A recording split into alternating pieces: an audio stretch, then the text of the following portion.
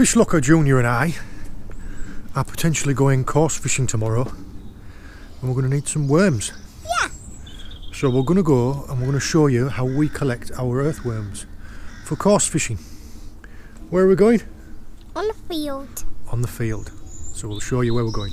I thought we were with the camera. Yep, I've got the camera. I thought when we put it down, I thought we'll with it. Dog will lick it. Oh, yes, no. when it falls over.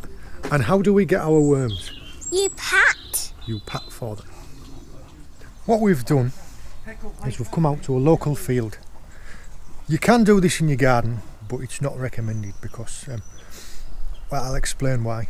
Come out to a bit of common ground, any fields. It's better when the ground is a little bit damp, but not soaking wet. It doesn't want to be bone dry, and it doesn't want to be just raining wet. It just wants to be damp. And let's go get some worms. We'll just pick an area like this that you can see. There's nothing special about it. I mean, you can pick areas if you can see any worm casts like this. That shows you that there are worms there. And we're just going to do what James is doing there. Pick an area. I like to mark it out with like a couple of little sticks, and you just literally pat. You're not stamping, you're just patting. So it's just the action of your footprints. You sometimes see seagulls doing this on the side of the road, and you just follow the track that you've made. This is one of the reasons why you don't want to be doing it on your front garden, is because you will leave a trail. And I think what happens is the worms, the patting of the ground, the worms think it's raining and they come up to the surface. We'll show you as it happens. Hello, welcome back to a bus spot at Aiden's and on our field. Where we trying to find? See right there? Worms. I'm done. Okay, we'll leave the camera where it is then. Come here then, where is it? I've got a little worm.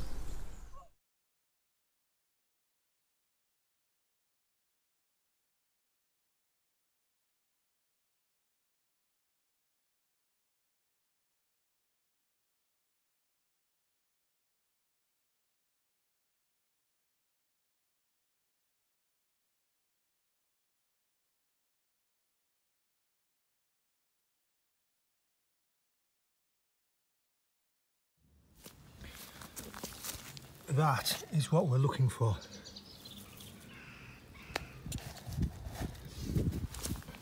You see, all I was doing was I've just worked myself out a little grid pattern. You just work your way around it. The trick is keep your steps small and light so it's a pat, and just stick to a grid. And just work your way around, and all you're keeping your eye out for is just anything crawling about in the grass. With these really big ones, you're better off letting them come all the way out the ground, because if you try and get hold of them, they're usually away. So if you don't let them come out of their hole completely, they often suck straight back down again. And even if when you grab hold of them, if you pull them too hard, then they snap. Wait for it to come all the way out.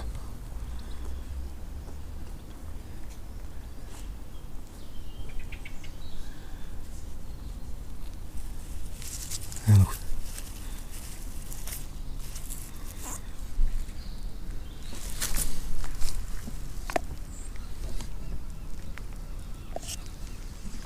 There's another one there.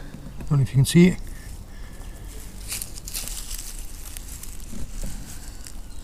See, that one hadn't come out of the ground properly. In this case, all you want to do is you just want to hold on, and eventually it will relax and you should be able to pull it out. You can see now that I've been working a grid. This is why you don't do it on your front garden. Now, you don't spend too long on one place because you will take all of the worms out, and you don't want to take all of them from one place. All you do, just extend your grid a little bit. He's a big one, look. Daddy. Get it, James. Daddy. My hands. Oh, he's a grey one, isn't he?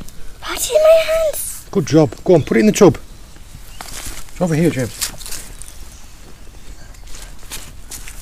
Good job. Now, see it just making its way along. It's still in the ground there, so if I want to go and grab hold of it, it would be back under. So you need to wait for it to come all the way out. Just wait, James. Can you drop it? Not yet. And now you can grab it? No, just wait. Now you grab it, look. There. Go on then. Lift it up, put it in the tub. Good job. Wait, are you done? Go and get him. You gonna get him?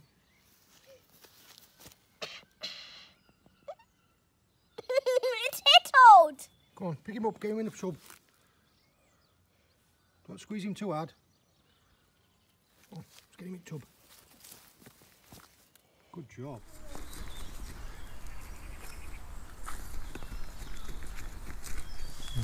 Wait for it to get all the way out of the ground. Don't grab him from that end, because he'll just shoot straight back down the hole. If you wait for him to come all the way out and grab him there, he pulls it out. So once he's all the way up on the surface, you just pick him up. I hope that has shown you. I mean, we've been here now for 25 minutes, and you can see the grid that we've made. And in 25 minutes, without a shovel or anything, without breaking any of the ground, we have tons of, some of these are absolute corkers. And look at them. Some of the little ones as well, you get them of all sizes. And to be honest, these little tiny ones, I'll get one out for you. I kept a couple just to show you.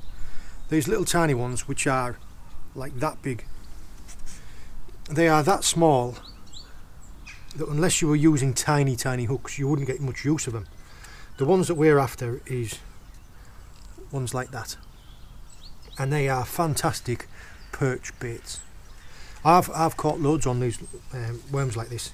Carp, perch, tench, bream, they all love it. What I like to do is if I can get a couple or three that size and hair rig 2 or 3 of them. Yeah, look, those are perfect. Hair rig 2 or 3 of them behind like a method feeder or something like that. I think that works really well. But your big ones like this, these are juicy lobworm baits for things like perch. Fantastic. I prefer this method because you aren't disturbing the ground, you're just patting it. And within 24, 48 hours or a little bit of rain, all this grass will have popped back up again. All you're doing is you're just patting on the surface and you're drawing the worms out rather than digging them. Another benefit of that is when you're digging worms, you often break them with the spade. This, you let them come out by themselves and just pick them up. So, there you go.